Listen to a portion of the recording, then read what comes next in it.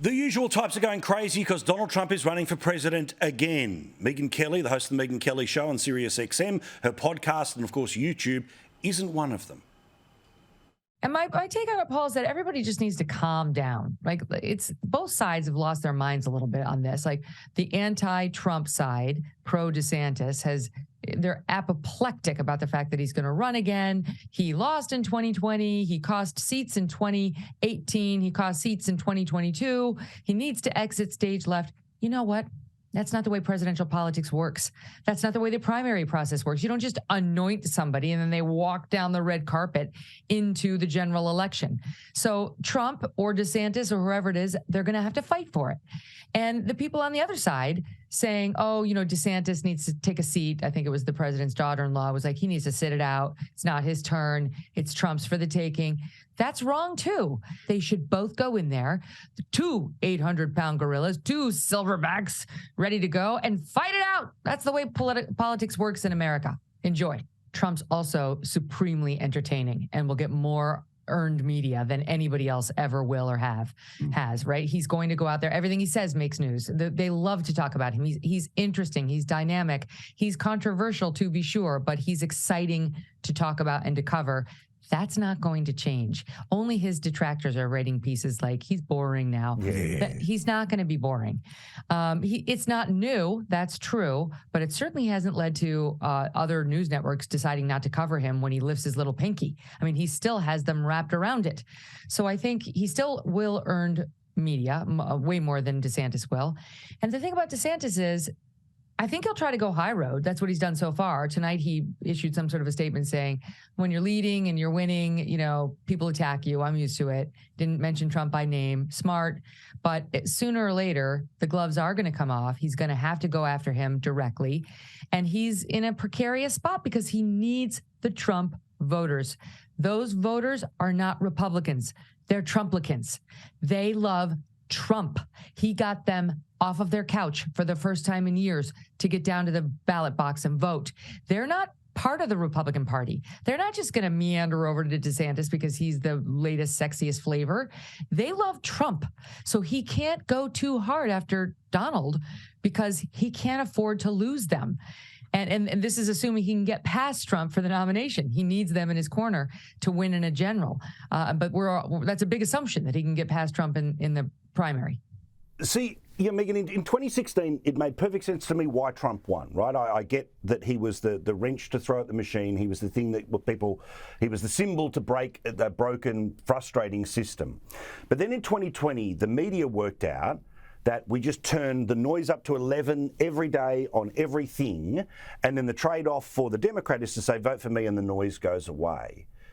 Isn't that going to be exactly the same play between now and 2024? Oh, yeah. I mean, I could easily argue why Trump is not the best choice to win the general election. He's clearly the candidate that the media and the left wants. They want him more than DeSantis, though they will Trumpify DeSantis or anybody else who gets it beyond Trump in a minute.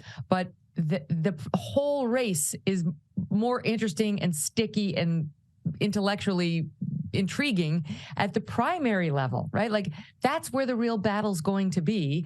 And I don't think his voters have gotten sick of his act, not one bit. And the more the media tries to tell us we're over it, the more they're going to back Trump.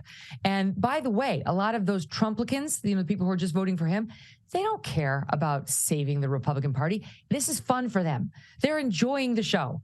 They like somebody who's still just a wrecking ball he's one big middle finger to everybody. That's what they're voting for. So they're not thinking like, oh, but, you know, limited government and, you know, we'll trade with China. They're not thinking about that. They're like, let's go. This is going to be entertaining. And they're not going to get that from DeSantis, who does not have those same Trump gifts. So, I mean, I just think that's where all the action is. And then whoever emerges will be absolutely demonized by the other side and the media. If Trump loses to DeSantis or anybody else in the GOP field, do you really think he's going to go quietly into the night?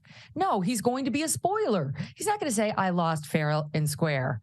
Now let's all rally the party behind Ron, who just crushed me. I can't imagine a world in which that happens. So he would try to take his toys and go home. He would try to tell his base not to turn out for Ron DeSantis in the general election. Or maybe he'd run as an independent if it were early enough in the cycle, he could get on the ballot that way.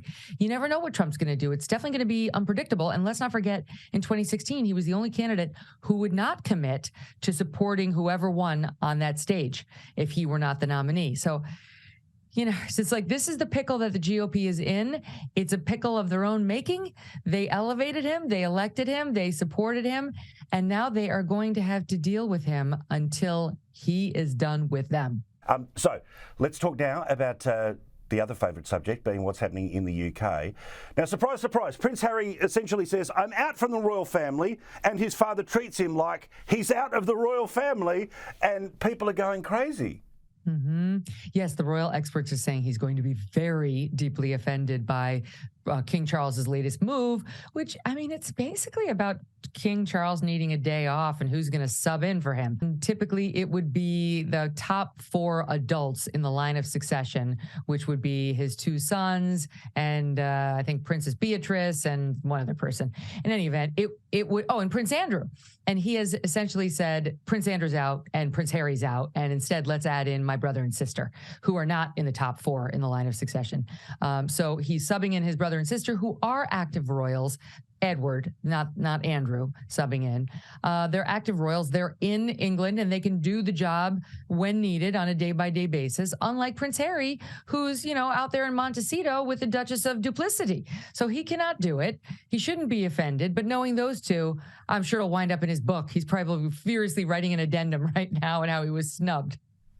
Also, what about Meghan? I don't know. This might have been a couple of podcasts ago, but when she talks about how women that stand up for themselves often sort of get derided as being just difficult, and difficult is code for evil and all the rest of it. Look, when somebody's called difficult, it's because you're annoying to deal with, not because there's anything wrong with your gender or your skin colour. It's you, the person, is annoying to be around. Sometimes it really is you. But, the thing that really irritates me about her whole podcast is every week we get to dissect another word that you're not allowed to say. You can't say difficult. You can't say the B word. You can't say a woman's aggressive. You can't say the tiger lady. You can't do an angry black woman. Well, you know what? Sometimes women of all shapes, sizes, colors, whatever, we get angry. It's not necessarily an archetype. Anyway, look at what's happening in our countries. Over here, people can't buy turkeys. They're too expensive. We've got record inflation. And she wants to run around word policing everybody. Have some perspective. Like I said the day after that Oprah interview, she is the least self-aware person I've ever had the misfortune to encounter in public life. And you thought I fired up. God love you, Megyn Kelly. The only place you see her on Australian TV is right here on Paul Murray Live.